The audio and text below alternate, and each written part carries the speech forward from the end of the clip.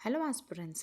So ఇప్పుడు మనము forest section officer general forestry mains paper 2019 notification paper అండి ఇది.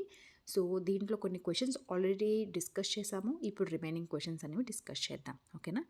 సో 12th క్వశ్చన్ చూడండి. Which of the following conditions define saline soils?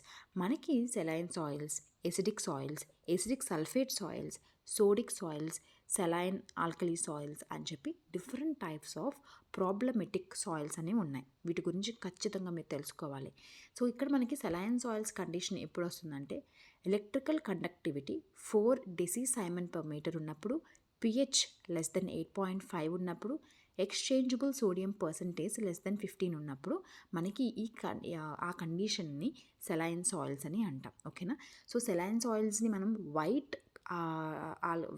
Coloured soils అని కూడా అంటాం. ఓకేనా? ఎందుకు అంటే ఈ ఉప్పు వల్ల మనకి పైన అంతా కూడా ఒక తెల్లని లేయర్లా ఫామ్ అయిపోతుంది ఆ సాయిల్స్లో. సో అందుకు మనకు వైట్గా కనిపిస్తుంది. అందుకే వీటి వైట్ కలర్డ్ సాయిల్స్ అని, white chalk, okay, chalk piece అంటాం కదా, సో వైట్ చాక్ అని అంటాం, వైట్ చాక్ సాయిల్స్ అని. సో వీటిని మరి ఎట్లా మనం ఇలాంటి సాయిల్స్ని రిక్లమేషన్ చేయొచ్చు అంటే మంచి గుడ్ క్వాలిటీ వాటర్తో ఇరిగేషన్ ఇవ్వడం వల్ల ఈ ఉప్పు పదార్థాలు ఏవైతే ఉంటాయో అన్నీ కూడా భూమి లోపలికి అలా అలా అలా అలా లోపలికి వెళ్ళిపోయి ఇంకా అలాగ కింద లీచ్ అయిపోతాయి అన్నమాట. సో దీనికంటే ఇంకా ఎలాంటి అమెండ్మెంట్స్ చేయలేము మనం. సెలైన్ సాయిల్స్ అంటేనే ఇంకా మంచి ఇరిగేషన్ ఇచ్చి లీచింగ్ చేయాలి. Okay, that's it about saline soils. So అలా రిమైనింగ్ సాయిల్స్ గురించి కూడా ఒకసారి తెలియకపోతే వెళ్ళి చూడండి, ఎందుకంటే మనకి కొంచెం ఇంపార్టెంట్ టాపిక్ అనమాట. ఓకేనా?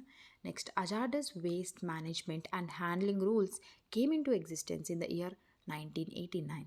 ఇలాంటివి చాలా ఇంపార్టెంట్ మనకి. Even plastic waste management rules అని రీసెంట్గా తీసుకొచ్చినవి. ఓకేనా? సో ఇలాంటివి మనం ఒకసారి ఇయర్స్ అనేవి ఎక్కువ అడుగుతూ ఉంటారండి ఏపీఎస్సీ ఎగ్జామ్స్లో. మెయిన్గా జనరల్ ఫారెస్ట్రీలో నేను గమనించింది ఏంటంటే మనకి ఎప్పుడు ఏ సంవత్సరంలో వచ్చింది, ఏ సంవత్సరంలో అది ఫోర్స్లోకి వచ్చింది, ఏ సంవత్సరంలో తీసుకొచ్చాము, ఇలాంటి క్వశ్చన్స్ పైన, ఇయర్స్ పైన ఫోకస్ చేస్తున్నాడు. సో ఇఫ్ ఇన్ కేస్ నా అలాగే మీరు కూడా జనరల్గా ఇయర్స్ని ఇగ్నోర్ చేసే వాళ్ళైతే ఖచ్చితంగా ఇప్పుడు చదువుతున్నప్పుడు గుర్తుపెట్టుకోవడానికి ట్రై చేయండి. ఓకేనా? Next, earth day is celebrated every year on April 22. So ఇలాంటి డేస్ కూడా అడుగుతాడు. అందుకే మనం కొన్ని ఎగ్జామ్స్లో అడుగుతారు, కొన్ని ఎగ్జామ్స్లో అడగరు. బట్ వీలైనంత వరకు కొన్ని ఇంపార్టెంట్ డేట్స్ మనం గుర్తుపెట్టుకోవాలి. సో ఎర్త్ డే అనేది ఇంపార్టెంట్. దాని థీమ్ ఏంటి 2025లో అనేది కూడా చూసుకోండి. Dash is the size of clay particles as per USDA, department of agriculture of US classification of soil texture. So మనకి సాయిల్ టెక్స్చర్లో 3 ఇంపార్టెంట్ పార్టికల్స్ ఉంటాయి. ఒకటి క్లే, ఇంకొకటి సిల్ట్, ఇంకొకటి శాండ్. సో మనకి సైజ్ బట్టి వీటిని డివైడ్ చేస్తాం. క్లే పార్టికల్స్ అనేవి ఈ సిల్ట్, ఈ నెక్స్ట్ శాండ్ పార్టికల్స్ కన్నా చాలా తక్కువ సైజు ఉంటాయండి. That is less than 0.002. 2 సున్నాల తర్వాత 2 వస్తుందన్నమాట. ఓకేనా? Less than 0.002 mm. Next, which fraction of the following water is readily available to the plants? మన ప్రిలిమ్స్లో జనరల్ ఫారెస్ట్రీ వీడియోస్ అన్ని చేసాము. అందులో మనము వీటి గురించి కూడా డిస్కస్ చేసాం. ఈ క్యాపిలరీ వాటర్ గురించి, హైగ్రోస్కోపిక్ వాటర్ అని, గ్రావిటేషనల్ వాటర్ అని 3 types of waters ఉంటాయి based upon there availability. Capillary water is the best suitable water and it is readily available to the plant. ఈజీగా అందుబాటులో ఉంటుంది, తక్కువ శక్తితోనే ప్లాంట్స్ అనేవి తీసుకోగలవు. హైగ్రోస్కోపిక్ అనేది ఏంటంటే మనకి వాటర్ లేనప్పుడు ఈ సాయిల్ పార్టికల్స్ చుట్టూరు మాత్రమే గట్టిగా అతుక్కొని ఉంటాయి అన్నమాట. సో ప్లాంట్స్ అవి తీసుకోవాలంటే చాలా విపరీతమైన ఎనర్జీ ఇచ్చుకొని అప్పుడు అవి ఆ వాటర్ని పీల్చుకోగలవు. So they are not available to the plants, hygroscopic water అనేది. అదే గ్రావిటేషనల్ వాటర్ అనేది ఏంటంటే చాలా ఎక్కువ వాటర్ ఉన్నప్పుడు ఓవర్ఫ్లో అయిపోయి లీచింగ్ అయిపోద్ది, పైనుంచి రన్ ఆఫ్ అయిపోద్ది. వారంతా కూడా గ్రావిటేషనల్ వాటర్ అనమాట. సో మనకి సూటబుల్ అయిన మంచి వాటర్, ప్లాంట్స్కి అందుబాటులో ఈజీగా వచ్చే వాటర్ ఏంటంటే గుర్తుపెట్టుకోండి, capillary water. Okay? Next, when is the world soil day celebrated annually? I think soil science అనేది మనకు ఉంది మన సిలబస్లో. సో సాయిల్ పైన కొన్ని క్వశ్చన్స్ వస్తున్నాయి, అందుకని ఇవన్నీ చాలా బేసిక్స్ అండి. ఓకేనా? మరి పేపర్ ఈసారి ఇలానే ఉంటుందో ఎలా ఉంటుందో తెలీదు, but these are very basics. World soil day అనేది మనం every year 5th December celebrate చేసుకుంటాం. Okay? Next, lime, dolomite, basic slag, flue dust and wood ash are used for the reclamation of dash. మనకి దీని answer తెలియకపోయినా ఒక్కటి కొంచెం ఎవరైనా తెలివి ఉపయోగించిన యాసిడిక్, ఓకే, యాసిడ్ దాని అర్థం అంటే దానికి ఏది రివర్స్ ఉండాలి, దాన్ని రిక్లెయిమ్ చేయాలంటే ఇలాంటి సాయిల్స్ని ఖచ్చితంగా బేస్ ఉండాలి. సో మనం జాగ్రత్తగా క్వశ్చన్ని గమనిస్తే బేసిక్ స్లాగ్ అని ఉంది, అంటే బేస్ అనమాట ఇది, అంతే కదా. సో ఆ విధంగా అయినా అట్లీస్ట్ ఒక ఆ ఆలోచనతో అయినా తెలియకపోయినా ఎసిడిక్ సాయిల్స్ని పెట్టే అవకాశం ఎక్కువగా ఉంటుంది. ఓకేనా. ఇలా కొన్నిసార్లు మనం గమనించుకోవాలి. క్వశ్చన్ ఒక రెండు తెలియనప్పుడు, ఆన్సర్ తెలియనప్పుడు మనం ఒక ఒక 5 సార్లు ఆ క్వశ్చన్ చదివితే ఆ క్వశ్చన్లోనే మనకి క్లూ ఇస్తున్నారు ఈ ఫారెస్ట్ ఎగ్జామ్స్కి మెయిన్గా. అది చూసుకోండి. ఓకేనా. సో దీనికి ఆన్సర్ అయితే ఎసిడిక్ సాయిల్స్ అండి. సో ఎసిడిక్ సాయిల్స్కి ఏంటంటే పిహెచ్ అనేది లెస్ దెన్ 6.5, ఇంకా చెప్పాలంటే 5.5 కన్నా తక్కువ పిహెచ్ ఉంటే వాటిని ఎసిడిక్ సాయిల్స్ అని అంటాం. ఇంకా తక్కువ ఉంది అంటే లైక్ లెస్ దెన్ 4 ఉంది, అప్పుడు మనం దాన్ని ఎసిడిక్ సల్ఫేట్ సాయిల్స్ అని అంటాం. అండ్ ఇది చాలా ఇంపార్టెంట్. ఈ ఎసిడిక్ సల్ఫేట్ సాయిల్స్ని మనం cat క్లేస్, CAT cat, so cat క్లేస్ అని కూడా అంటాం. ఇవి ఎక్కువగా కేరళలో ఉంటాయండి. ఓకేనా. ఈ సాయిల్స్. సో వీటిని ఎట్లా రిక్లమేషన్ చేస్తాము అంటే వీటిని ఎట్లా మళ్ళీ మనం మంచి సాయిల్స్ కింద మార్చగలం ఎలా అంటే వాటికి లైమింగ్ చేయడం, లైమింగ్ చేయడం, లేకపోతే డోలమేట్తో మనం వాటిని రిక్లెయిమ్ చేయొచ్చు. బేసిక్ స్లాగ్, లేదు అంటే ఫ్లూ డస్ట్, అది కూడా అవ్వదు అంటే వుడ్ యొక్క హ్యాష్. ఓకేనా. ఆ బూడిదతో కూడా తీసుకొచ్చి మనం పొలంలో జల్లుకుంటే ఎసిడిక్ సాయిల్స్ని తగ్గించవచ్చు. ఓకే, ఎసిడిటీని తగ్గించవచ్చు. Next, the dash evaluates the quality of a soil as a function of its characteristics, water, plant and other biological properties. So soil health card, మనకి సాయిల్ హెల్త్ కార్డ్ స్కీమ్ అనేది ఏ ఇయర్లో వచ్చిందో comment సెక్షన్లో చెప్పండి. ఎన్ని పారామీటర్స్ అందులో measure చేస్తారు అనేది కూడా చెప్పాలి. ఓకేనా. మర్చిపోకూడదు, ఖచ్చితంగా ట్రై చేయండి. Which of the following is primary tillage, and అక్కడ ఇచ్చిన ఆప్షన్స్ అన్నీ కూడా మనకి ప్రైమరీ టిల్లేజ్ అని చెప్పేసి అన్నారు. మరి what options they have given అనేది మనకు తెలీదు. జనరల్గా మనకి ప్రైమరీ టిల్లేజ్, సెకండరీ టిల్లేజ్ అని 2 టైప్స్ ఆఫ్ టిల్లేజెస్ ఉంటాయి. ప్రైమరీ టిల్లేజ్ అంటే ఏంటంటే నువ్వు పంట వేయక ముందు నువ్వు ల్యాండ్కి చేసే మొత్తం పనులు ఉంటాయి కదండి, లైక్ పొలం దున్నుతాము. ఓకేనా. ప్లవింగ్ అంటాం దాన్ని. సో అలాంటిది అండ్ లెవెలింగ్, ఇవన్నీ కూడా మనకి ప్రైమరీ టిల్లేజ్ కింద వస్తాయి. మొక్క వేసేసినాక మనం చేసే ఇంటర్కల్చరల్ ఆపరేషన్స్ అన్నీ కూడా మనకి సెకండరీ టిల్లేజ్ కింద వస్తాయి అన్నమాట. ఒక్కసారి టిల్లేజ్ గురించి చూసుకోండి, మనకి సిలబస్లో ఉంటే మాత్రం ఖచ్చితంగా చూడండి. ఓకేనా. The type of germination of seed, ఏ క్వశ్చన్ ఇది 21st question. The type of germination of seed where cotyledons emerge out of the soil, ఇది మనం డిస్కస్ చేసాము, నాకు బాగా గుర్తుంది. అండ్ మనము ఈవెన్ ఒక షార్ట్ వీడియో కూడా పెట్టినట్టు గుర్తు అనమాట నాకు. సో ఆ వీడియోస్ కూడా చూడండి, బికాజ్ అవన్నీ కూడా మనకి మళ్ళీ సిలబస్ రిపీట్ అయినవే అవి, జనరల్ ఫారెస్ట్రీ అవన్నీ కూడా. నేను అందులో ఎక్కువ సోది చెప్పలేదండి, చాలా to the straight points, very important points, తెలుసుకోవాల్సినవి ఎగ్జామ్కి అన్ని పాయింట్స్ మాత్రమే నేను అక్కడ చెప్పాను. సో ఆ మాత్రం ఎఫర్ట్ అయినా పెట్టుకోవాలి మనం. దాంతోపాటు మనం చదవాలి. ఇంకా కొంతమంది అడుగుతున్నారు, మ్యామ్ ఇవి చదివితే సరిపోతుందా, మ్యామ్ ఈ వీడియోస్ ఫాలో అయిపోతే సరిపోతుందా? ఎక్కడ సరిపోద్దండి? ఏ కాంపిటేటివ్ ఎగ్జామ్కి కూడా ఇది చదివితే సరిపోతుంది అంటే నమ్మొద్దు ఎవరిని కూడా. ఓకేనా. బికాస్ దే ఆర్ వాస్ట్, ఏదైనా అడగొచ్చు వాళ్ళు. ఓకే. సో మనం ఎంత చదువుకోవాలి అంటే అదే చెప్తున్నాను కదా, చదవడానికి చాలానే ఉంటుంది, ఏది సరిపోదు కాంపిటేటివ్ ఎగ్జామ్స్. బికాజ్ మనం ఎంత చదివినా మరి అవుట్ ఆఫ్ క్వశ్చన్స్ ఇంకేదో డిఫరెంట్ డెప్త్ క్వశ్చన్స్ అడుగుతాడు ఖచ్చితంగా. సో దాని అర్థం ఏంటి అంటే మనము ఏది చదివినా సరిపోదు. బట్ అలాగని చెప్పి అన్నీ చదువుకుంటూ వెళ్ళిపోతే మనం ఎప్పటికీ కూడా సిలబస్ని కంప్లీట్ చేయలేం. ఎక్కడ ఆగాలి అనేది మనకు తెలియాలి. అది ఎలా తెలుస్తుంది? ఎప్పుడైతే మనము ప్రీవియస్ ఇయర్ క్వశ్చన్స్ చూసుకుంటూ ఒక పక్క సిలబస్ పక్కన పెట్టుకుంటూ మనం చదివితే అప్పుడు మనకు తెలుస్తుంది దాని బార్డర్స్ ఏంటి అని చెప్పేసి. ఓకేనా. మీకు టైం ఉంది, ఇంకా బ్రెయిన్లో బోల్డ్ అంతా ఖాళీ ఉంది, నేను ఇప్పుడు చదివినవన్నీ కూడా నాకు పర్ఫెక్ట్గా ఉన్నాయి అని అనుకునే వాళ్ళు ఇంకా డెప్త్ చదవడానికి ట్రై చేయండి, తప్పేం లేదు. Okay. Next, so coming to the topic, the type of germination of seed where cotyledons emerge out of the soil is called as epigeal germination. చెప్తున్నా పేరులోనే ఉంది, అవుట్ ఆఫ్ ద సాయిల్ అంటే బయటకు వచ్చేసింది. ఎపి అంటే ఏంటి? జనరల్గా పైన అని అర్థం. ఐపో అంటే ఏంటి? కింద అని అర్థం. సో మనకు అది కొంచెం మనం అర్థం చేసుకుంటే ఆప్షన్స్లో మనం ఖచ్చితంగా ఎపిజియల్ జర్మినేషన్ అని చెప్పేసి ఈజీగా పెట్టవచ్చు. ఓకేనా.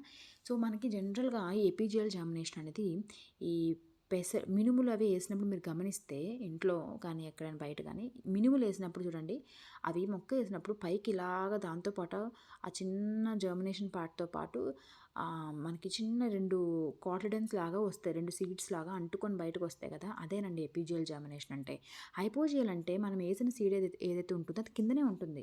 ఫర్ ఎగ్జాంపుల్ రైస్, ఓకే, రైస్లో కానీ మొక్కజొన్నలో కానీ ఇవన్నీ కూడా మనకి ఏంటంటే మనం వేసిన సీడ్ భూమిలోనే ఉంటుంది, ఓన్లీ పైన మొలకొక్కటే వస్తుందన్నమాట. ఇవన్నీ కూడా హైపోజియల్ జర్మినేషన్స్. జనరల్గా మోనోకాటిలిడన్స్లో హైపోజియల్ ఉంటుంది, డైకాటిలిడన్ సీడ్స్లో ఎక్కువగా ఎపిజియల్ జర్మినేషన్ అనేది మనం చూస్తూ ఉంటాం. Which of the following conditions are correct. So ఏమి ఇచ్చాడో కండిషన్స్ అనేది తెలీదు, బట్ ఇక్కడ ఏం ఆప్షన్ ఏంటంటే all productive soils are fertile. So ఇది కరెక్ట్, అన్ని ప్రొడక్టివ్ సాయిల్స్ ఫెర్టైలే. అదే రివర్స్ ఇచ్చారనుకోండి, all fertile soils are productive అంటే అది రాంగ్. మనకి ఫెర్టైల్ ఆర్ ఫెర్టిలిటీని మనము దాంట్లో ఉన్న న్యూట్రియంట్స్ అవైలబిలిటీ బట్టి చెప్తాం, బట్ సాయిల్ ప్రొడక్టివిటీని మనం దానిపైన వేసే క్రాప్ యొక్క ప్రొడక్షన్ బట్టి చెప్తాం అనమాట. సో ఇప్పుడు ఫెర్టైల్గా ఉంది సాయిల్ కానీ అందులో క్రాప్ వేయలేదు, అప్పుడు అది ప్రొడక్టివా కాదా అని మనం చెప్పలేం. ఓకేనా. సో మనకి అట్లానే ప్రొడక్టివ్గా ఫెర్టైల్గా ఉన్నప్పుడు సాయిల్ పైన క్రాప్ వేసామనుకోండి, ఖచ్చితంగా ఒక 99% అవి ఖచ్చితంగా ప్రొడక్షన్ బాగానే ఇస్తాయి. సో అంటే ఏంటి, బాగా ప్రొడక్షన్ ఇస్తున్నాయంటే ఆ సాయిల్ బాగా ఫెర్టైల్గా ఉంది అని అర్థం. ఓకేనా. సో అన్ని ప్రొడక్టివ్ సాయిల్స్ అందుకే ఫెర్టైల్గానే ఉంటాయి, కానీ అన్ని ఫెర్టైల్ సాయిల్స్ ప్రొడక్టివ్గా ఉంటాయా ఉండవా అనేది ఇంకా డిపెండ్స్. బికాస్ మనకి సాయిల్ న్యూట్రియంట్స్ అన్నది ఒక్క సాయిల్లో ఉన్న అంటే ప్రొడక్షన్ బాగా వస్తుంది అంటే దాని ఒక్క న్యూట్రియంట్స్ బట్టే కాదు, దాని చుట్టూ కావాల్సిన వేరే అవసరాలు కూడా చక్కనైన గాలి ఉండాలి, చక్కటి సరిపడంత వాటర్ ఉండాలి, ఇవన్నీ కూడా ఫెసిలిటీస్ ఉండాలన్నమాట. సో అన్ని ఫెర్టైల్ సాయిల్స్ మంచిగా ప్రొడక్షన్ ఇవ్వచ్చు, ఇవ్వకపోవచ్చు, బట్ అన్ని ప్రొడక్టివ్ సాయిల్స్ కూడా ఫెర్టైల్గానే ఉంటాయి. ఓకేనా. Be clear about it. Which one of the following is not a groundnut variety. So ఇవి చూడండి, వెరైటీస్ అనేవి చాలా వ్యాస్ట్ అండి. ఓకే. రైస్లో చాలా వెరైటీస్ ఉంటాయి, ప్రతి క్రాప్కి బోల్ అనే వెరైటీస్ ఉంటాయి, కానీ అన్నీ గుర్తుపెట్టుకోవాలంటే వాడు ఇచ్చే ఒక బిట్టు అది ఇస్తాడో ఎవడో కూడా తెలియదు. అంటే నా సజెషన్ ఏంటంటే ఒక స్ట్రాటజిక్గా మనం స్మార్ట్ వర్క్ చేయాలి అంటే దీనిపైన ఎక్కువ ఫోకస్ చేయొద్దు, కానీ మీకు కనిపించినప్పుడు ఇంపార్టెంట్, వెరీ వెరీ ఇంపార్టెంట్, ఆ క్రాప్కి సంబంధించిన వెరీ ఇంపార్టెంట్ వెరైటీస్ మాత్రమే గుర్తుపెట్టుకోండి. That's more than enough. ఓకేనా. సో ఇక్కడ ఏమి ఇచ్చాడంటే చంద్రముఖి అనేది it's not the groundnut variety అని చెప్పి ఇచ్చారు. ఫర్ ఎగ్జాంపుల్ మనకి రెడ్ గ్రామ్ ఉంది, రెడ్ గ్రామ్లో మనకి ICPH8 అనేది మనకి షార్ట్ డ్యూరేషన్ వెరైటీ అండి. అది ఆ రెడ్ గ్రామ్ వెరైటీ అని చాలా ఇంపార్టెంట్ వెరైటీ, అది గుర్తుపెట్టుకోవాలి. ఓకే. ICPH8 అని, అది ఇక్రిసాట్, హైదరాబాద్లో ఉన్న ఇక్రిసాట్ అనేది ఫస్ట్ హైబ్రిడ్ అనమాట మనకి రెడ్ గ్రామ్లో అది తయారు చేసింది. అట్లా రైస్లో కూడా మనకి బీపీటీ కానీ అలాగే RGL అంటే శ్రీకాకుళం సన్నాలు, అట్లా మనకి డిఫరెంట్ ఉంటాయి. ఏముంటాయి అబ్బా గుర్తు రావట్లేదు ఇప్పుడు ప్రజెంట్ నాకు. వెరైటీస్ జనరల్గా చాలా ఉంటాయి కాబట్టి గుర్తుపెట్టుకోవడానికి ఎక్కువ ఫోకస్ చేయను నేను అనమాట. సో వెరైటీస్ కూడా ఇస్తున్నారు. సో చదువుతున్నప్పుడు కొంచెం వెరైటీస్లో ఇంపార్టెంట్ వెరైటీస్ని గుర్తుపెట్టుకోవడానికి ట్రై చేయండి అమ్మా. Which type of farming is use to restore soil fertility in India's dry lands. So డ్రైగా ఉన్న ల్యాండ్లో ఇంకేం పండుతాయి, ఓకే, గ్రాస్ మొక్కలు తప్ప. సో కొంచెం డ్రైగా ఉన్నాయి ఎక్కువ మనం ఏం చేస్తామంటే కొంచెం ఆవులకి గేదెలకి ఉపయోగపడే మేత వేస్తాం, అంటే లైక్ ఏదో ఒక గ్రాస్ నేపియర్ గ్రాస్ కానీ అట్లా. ఓకే. అలాంటి ఫార్మింగ్ అంటే ఏంటి, నువ్వు వేసే మొక్కలు ఏవైతే ఉంటాయో అవి మనము క్యాటిల్కి ఫీడ్గా ఉపయోగిస్తాం అనమాట, వాటిని మనము లే ఫార్మింగ్ అని అంటాం. సో మనం జనరల్గా సాయిల్ ఫెర్టిలిటీని రీస్టోర్ చేయడానికి కొంచెం డ్రైగా ఉన్న ల్యాండ్స్లో ఈ గ్రాసెస్ కానీ లేదంటే మనము ఈవెన్ ఇది కూడా వేస్తారండి, ఈ ఫ్యాబేసీ ఫ్యామిలీకి సంబంధించిన కొన్ని పంటలు లైక్ కౌపీ. ఓకే. కొంచెం ఆవులు గేదెలు తింటాయి కదా కొన్ని మొక్కలుని, కొంచెం ఏమంటారు, కొన్ని మొక్కలే ఉంటాయి, నాకు సరిగా ఐడియా లేదు, బట్ ఇట్లాంటివి కూడా వేసుకుంటారు, లైక్ కౌపీ లాంటిది కానీ ఐ థింక్ ఆర్స్గ్రామ్ లాంటివి కూడా వేస్తూ ఉంటారు. బికాస్ అవి ఫెర్టిలిటీని రీస్టోర్ చేస్తాయి, బికాస్ వాటి రూట్స్కి ఈ యొక్క నైట్రోజన్ ఫిక్స్ చేసే కెపాసిటీ ఉండడం వల్ల సాయిల్లో నైట్రోజన్ యాడ్ చేస్తాయి కదా, సో దానివల్ల సాయిల్ అనేది ఫెర్టైల్ అయ్యి రీస్టోర్ అవుతుంది అనమాట. సో ఈ డ్రై ల్యాండ్స్లో మన వాళ్ళు ఈ సాయిల్ ఫెర్టిలిటీని రీస్టోర్ చేయడానికి వేసే పంటల్ని అండ్ లేకపోతే డైరెక్ట్గా మనకి ఏవైతే ఫార్మింగ్ మనము క్యాటిల్ ఫీడ్కి ఉపయోగించడానికి మనం పర్టికులర్గా మనం ఫార్మింగ్ చేస్తామో వాటిని ఏమంటామని అడుగుతారు. ఏదైనా ఆన్సర్ అనేది లే ఫార్మింగ్, LEY, లే farming. Okay. Next, certified seed is a progeny of foundation seed అండి. మనకి డిఫరెంట్ సీడ్స్ ఉంటాయి. Foundation seed, certified seed, truthfully labeled seed, registered seed, and most important seed, breeder seed. Okay, ఇంకా దానిపైన ఉంటుంది nucleus seed. ఇప్పుడు foundation seed is a progeny of dash అంటే మనం దీని గురించి కూడా మన క్లాసెస్లో మనం అంటే లైక్ నేను రివిజన్ చేస్తున్నప్పుడు చేసిన వీడియోస్ ఏవైతే ఉన్నాయో దాంట్లో ఉంటుంది. So foundation seed is a progeny of breeder seed. Okay, breeder seed is a progeny of nucleus seed. వీటికి ఒక్కొక్క సీడ్కి ఒక్కొక్క కలర్ ట్యాగ్ ఉంటుంది. ఖచ్చితంగా అది కూడా గుర్తుపెట్టుకోవాలి, ఎగ్జామ్స్లో కొన్నిసార్లు అడుగుతూ ఉంటాడు. Okay, next, what is the duration of protection of registered varieties of trees and wines?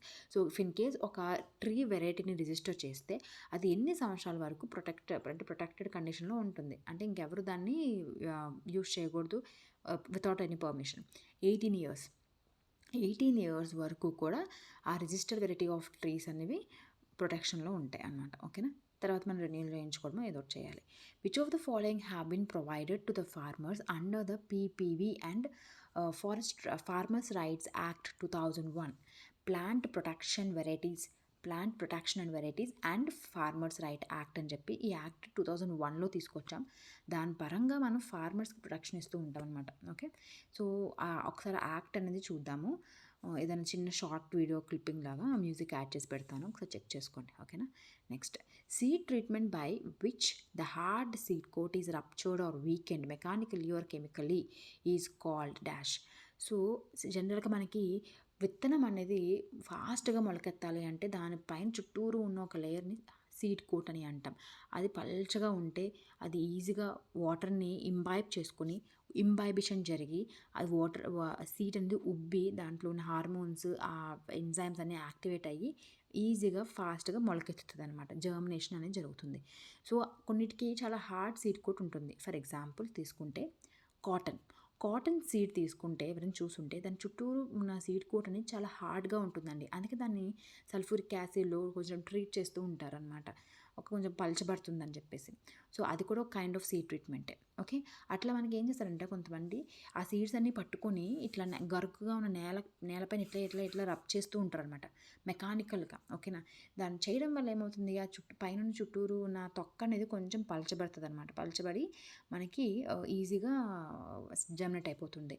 So అట్లా మనం ఇట్లా మెకానికల్గా కానీ లేకపోతే చెప్పాను కదా ఇందాక సల్ఫ్యూరిక్ యాసిడ్తో ట్రీట్ చేస్తారు సీడ్స్ని అని, కెమికల్గా కానీ అట్లా ట్రీట్ చేసి ఆ సీడ్ కోట్ని రప్చర్ చేస్తే అంటే rupture in the sense seed కోట్ని వీకెండ్ చేస్తే దాన్నే మనము స్కారిఫికేషన్ అని అంటాం. ఓకేనా, స్కారిఫికేషన్. మనకి ఇంకొక పదం ఉంటుందండి, మనం ఇవన్నీ డిస్కస్ చేసాం మన యొక్క రివిజన్ ప్రోగ్రాంలోని. స్ట్రాటిఫికేషన్ అంటే ఏంటి అంటే సీడ్స్ని ఒక పర్టికులర్ లో టెంపరేచర్స్లో ట్రీట్ చేయడం వల్ల అవి ఫాస్ట్గా జర్మినేట్ అవుతాయి అన్నమాట. సో అలా టెంపరేచర్స్ని లో చేసి అట్లా చేస్తే దాన్ని మనం స్ట్రాటిఫికేషన్ అని అంటాం. కానీ ఇట్లా మెకానికల్గా కానీ కెమికల్గా కానీ సీడ్స్ని ట్రీట్ చేసి వాటి యొక్క సీడ్ కోట్ని రప్చర్ చేయడం కానీ లేకపోతే వీకెండ్ అంటే కొంచెం పల్చగా చేయడం కానీ చేస్తే దాన్ని మనము స్కారిఫికేషన్ అని అంటాం. ఓకేనా, flowering of trees at an early age is known as, దాన్నే మనము ప్రికోషియస్ ఫ్లవరింగ్ అని అంటాం. చాలా తక్కువ ఏజ్లో ఫ్లవరింగ్ వస్తే ప్రికోషియస్ ఫ్లవరింగ్ అని అంటాం. Next question, cross pollination between flowers Born on 2 different individual plants of the same species. So ఒకటే రకం స్పీషీస్, ఫర్ ఎగ్జాంపుల్ పపాయ తీసుకుందాం. పపాయాలో రెండు కైండ్స్ ఉంటాయి. ఒకటి మేల్ పపాయ ట్రీస్ ఉంటాయి, ఇంకొకటి నార్మల్ పపాయాస్ ఉంటాయి. ఓకేనా, అదే పోత్ మొక్కలు అంటారు చూడండి, అవి మేల్స్. సో ఆ మేల్ ఫీమేల్ రెండు కూడా డిఫరెంట్ ఇండివిజువల్ ప్లాంట్స్. దాని మీద ఒక ఫ్లవర్ ఉంటుంది, దీని మీద ఒక ఫ్లవర్ ఉంటుంది. ఈ మేల్ ప్లాంట్ మీద ఉన్న ఆ పార్ట్ ఏదైతే ఉంటుందో సో అది వచ్చి ఈ ఫీమేల్ ప్లాంట్ మీద ఉన్న ఫ్లవర్ పైన ఆ పోలన్ గ్రెయిన్స్ వచ్చి పడతాయి, అప్పుడు ఫెర్టిలైజేషన్ జరుగుతుంది. సో దాన్నే మనం అట్లా ఈ పోలన్ గ్రెయిన్స్ అనేవి వాటి యొక్క యాంథర్ నుంచి ఈ మొక్క మీద ఉన్న పువ్వు మీద ఉన్న ఈ స్టిగ్మా మీద పడితే దాన్నే మనము పాలినేషన్ అని అంటాం. ఈ పాలినేషన్ దాని గురించి కూడా వీడియోస్ అంటే యానిమేషన్ వీడియోస్ చూపించి మరీ మీకు ఎక్స్ప్లెయిన్ చేశానండి. నేను ఏమంటారంటే ఎనాలిసిస్ మనం రివిజన్ చేస్తున్నప్పుడు. సో ఒకసారి వెళ్ళి ఎవరైనా బేసిక్స్ తెలియకపోతే వెళ్ళి చూడండి, చాలా ఉపయోగపడతాయి మీకు. ఓకేనా, సో మనకి క్రాస్ పాలినేషన్ అని అంటాం. దీనికి ఒక పర్టికులర్ టర్మినాలజీ ఉంది, జీనోగమీ అని. అట్లా మనకి పాలినేషన్లో చాలా టైప్స్ ఉంటాయి, అవి కూడా నేను ఎక్స్ప్లెయిన్ చేశాను. లైక్ క్లిస్టోగమీ, చాస్మోగమీ, ఓకే, అల్లోగమీ, జీనోగమీ, ఇట్లా. ఓకే, చూసుకోండి. Next bacterial leaf blight is a prevalent and destructive disease of one of the following agriculture crop. Bacterial leaf blight అనేది రైస్లో వచ్చే ఒక బ్యాక్టీరియల్ డిసీజ్ అండి. ఓకేనా, అట్లా మనకి రైస్ టుంగ్రో, రైస్ బ్లాస్ట్, ఇట్లా కొన్ని ఇంపార్టెంట్ డిసీజెస్ అనేవి చాలానే ఉంటాయి. ప్రతి మొక్కకి బోల్డ్ అనేవి ఉంటాయి. ఒక ఐడియా ఉండాలంటే ఒకసారి అలా ఒక్కసారి రివిజన్ చేసుకోవాలి. ఓకేనా, నెక్స్ట్ ఇది మనం చెప్పాము. According to the Champion and Seth classification మనకి ఫారెస్ట్ సెక్షన్ ఆఫీసర్ ప్రిలిమ్స్ కూడా ఇచ్చారు. 1968 there are dash major groups of forest in India.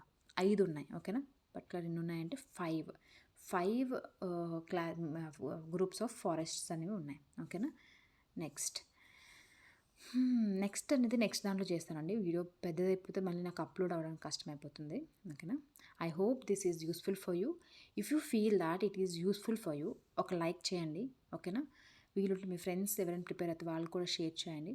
Okay, next if in case మీకు వీడియోస్ నచ్చట్లేదు అంటే డిస్లైక్ చేయండి వీడియోని, సో దట్ నాకు కూడా తెలుస్తుంది కదా ఇలాంటివి మీకు అవసరమా లేదా అనేసి. So please dislike the video if you are not liking it. If you feel like it is useful for you, at least ఒక పాయింట్ అని తెలుసుకున్నాను దీని నుంచి అంటే ఖచ్చితంగా సబ్స్క్రైబ్ చేసుకోండి. At the same time like కూడా చేయండి. It is like some kind of okay వీళ్ళకి నచ్చుతుంది, ఐ షుడ్ డూ అని చెప్పి నాకు ఒక అవగాహన వస్తుంది. ఇంకేదైనా ఇష్యూస్ ఉంటే please freely you can comment in the comment section. ఒక సిస్టర్ లాగా మీకు ఐ విల్ టెల్ ద ఏదైనా లైక్ ఇఫ్ యూ ఫీల్ ఏదైనా గైడెన్స్ కావాలి, ఎవరితో చెప్పలేకపోతున్నాం ఏ విషయం, కొన్ని ఉంటే అందరితో డిస్కస్ చేయలేం, ఒక లో ఫీలింగ్ ఉంటుంది ఈ ఎగ్జామ్ ప్రిపరేషన్ టైంలోనే. ఓకేనా, అలాంటివి ఏమైనా ఉన్నాయంటే ఫ్రీగా కమెంట్ సెక్షన్లో చెప్పండి. ఎంతోమంది బ్రదర్స్ అండ్ సిస్టర్స్ మన చుట్టూరే ఉన్నారు, they will motivate you definitely. ఓకేనా, so that is all about today. So next వీడియోలో మిగతా క్వశ్చన్స్ అన్ని కవర్ చేద్దాం. Thank you, take care.